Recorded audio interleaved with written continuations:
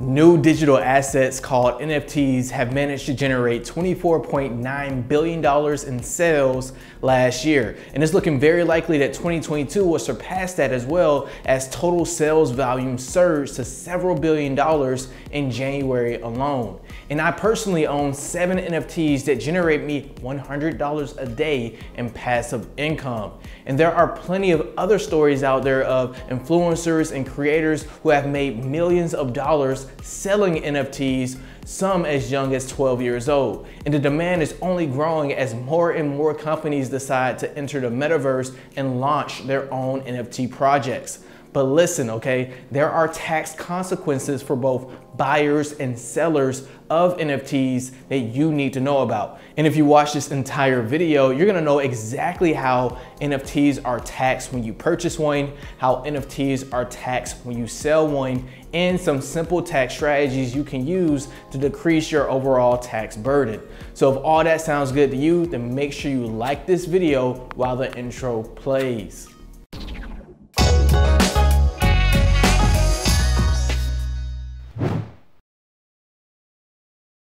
Hey there, and welcome to our channel. I'm Sean with Life Accounting, the accounting company that helps you save on taxes and build more wealth. And if you like the sound of that, then hey, what's that in the sky?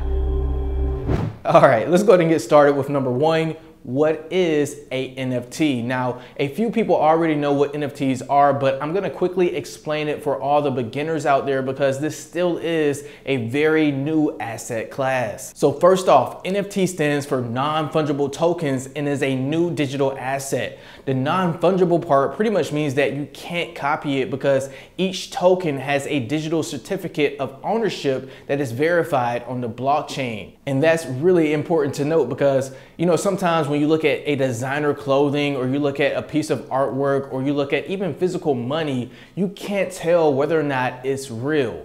Hey Sean, look, I'm balling.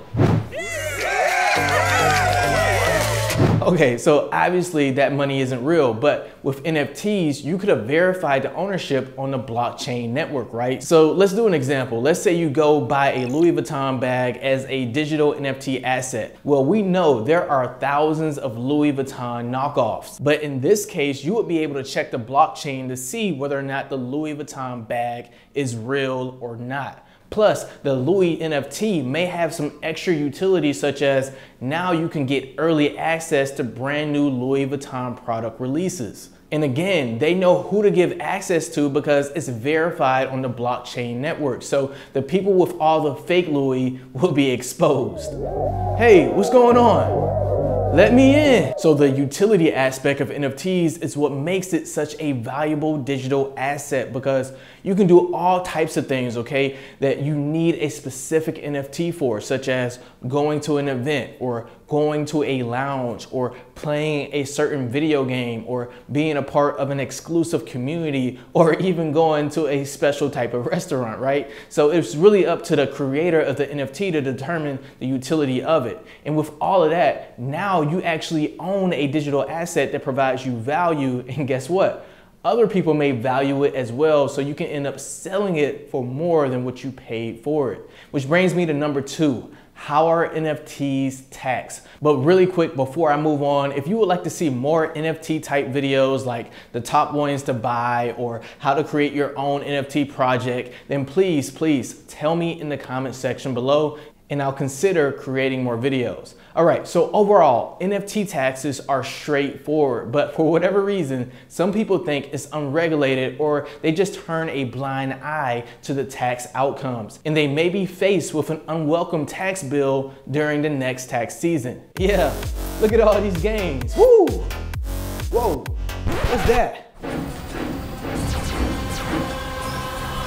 So in general, there are 3 events that trigger taxes on NFTs, and even I was surprised to know about some of these. So you have taxes when you sell an NFT for cryptocurrency, when you buy NFTs with fungible cryptocurrency, and when you trade an NFT for another NFT. So let's go ahead and quickly look at each of these with some examples, starting with number 1, buying an NFT. So when you buy an NFT, you normally would have to purchase it with cryptocurrency. And in order to get the cryptocurrency, you normally would have to buy that with cash. So the flow kind of looks like this.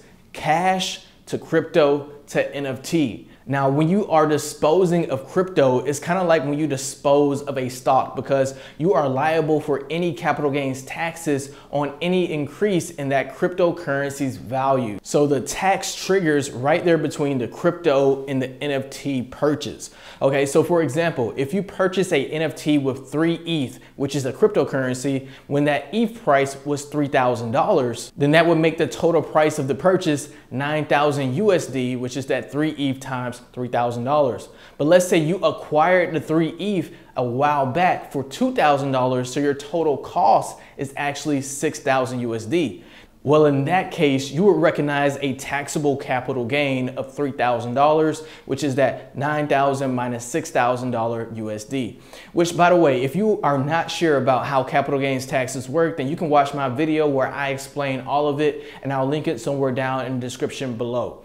Let's talk about the second tax trigger, number 2, selling an NFT as an investor. So when you sell an NFT for cryptocurrency or USD, you will owe capital gains taxes on any increase in value of that NFT. For example, if you purchase a NFT for 3 ETH when the ETH price was $3,000, that would make the total sales price $9,000 USD. But let's say that you later sold it for 4 ETH when the ETH price was $4,000 for a total sales price of $16,000 USD.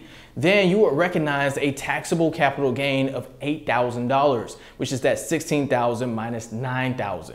And the third tax trigger is when you trade an NFT for another NFT, which is something that I see happening in different communities that I'm a part of all the time. And I'm wondering if they really know the tax consequences of doing that, because that also triggers taxable events. For example, if you bought an NFT for 3 ETH or $3,000 and then traded it for another NFT that was worth 3.5 ETH or $3,500, then you would have a capital gain of $500. So yes, even trades are subject to taxes. Okay, so you're probably thinking, okay, Sean, that makes a lot of sense, but I am constantly buying different cryptocurrencies and NFTs, so how do I keep track of all of it? And I definitely know, okay, it gets confusing. That's why I use Zen Ledger, which can connect all your exchanges and organize all your transactions so you can clearly understand all your capital gains.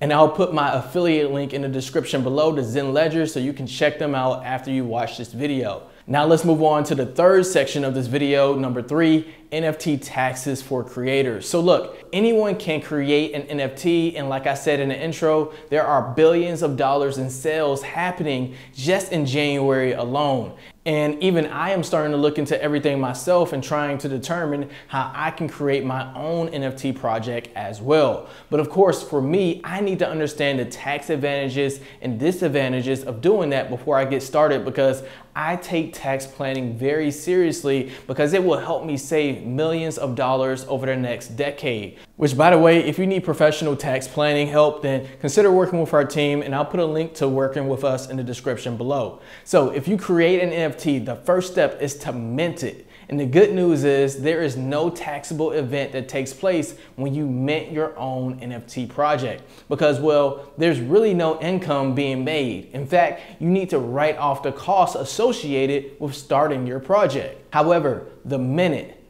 second you sell an NFT, it creates a taxable event, because these sales are treated as income, even if it's crypto income, because it's still income for the creator. So essentially, the NFTs you create are kind of like inventory and treated as self-employed income, which is subject to federal, state, and self-employment taxes. And this likely applies to royalties on your sales of your NFTs as well. All right, let's move into number 4, tax strategies you can deploy when buying or selling NFTs, and I have 3 for you. So first, one of the easiest things you can do to minimize your tax on NFTs is to hold for the long term, or for at least 1 year, because short-term capital gains are taxed as ordinary income and can be as high as 37%, whereas long-term capital gains are taxed at a special capital gains tax rate, which can be as low as 0%. So simply holding your digital asset for a year can allow you to lower your taxes.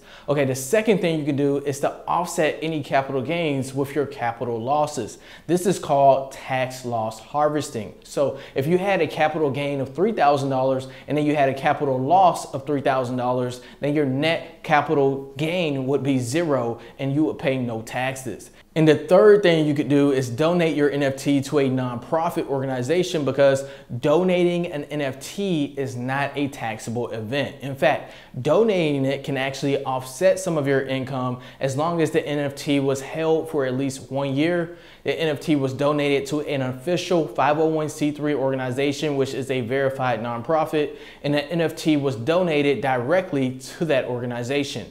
And there are many business owners who actually set up their own nonprofits simply for the tax benefits. Okay, so since you made it this far in the video and you've already hit the like button, I have a bonus for you, which is sharing how I make $100 a day with some of my NFTs. And by the way, this is not financial advice and I'm not telling you what to do. I'm just sharing what I do. Okay, so right now I own 7 NFTs that are a part of the Decentraland metaverse. And these NFTs are kind of like clothes you can wear inside of the metaverse. But these clothes have a special utility, because you must own one of these NFTs or Decentraland clothing items to get on exclusive poker tables.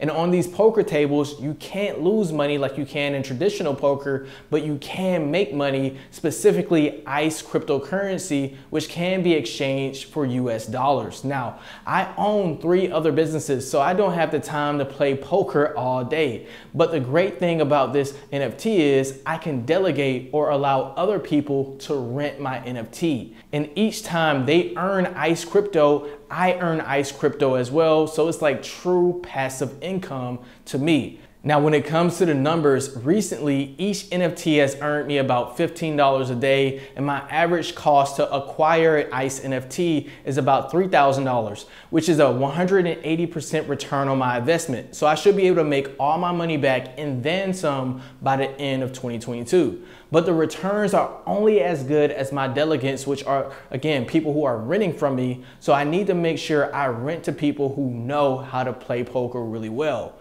However, the game does have great tracking analytics to show me exactly how much each delegate is earning. So if someone is not performing well, then I can decide to take my NFT back and find someone else to delegate to. Okay, so that's a quick sneak peek into what I'm doing. But again, if you would like to see me make more NFT videos or break down my investments, please tell me in the comment section below and I'll consider doing it. Now, I want you to remember this, okay? The NFT space is extremely new, and right now it's an exciting time to buy and sell these new digital assets. But you need to know that this is considered to be a speculative investment. So things could go south for any NFT project. So there's always a chance that you could end up losing all of your money.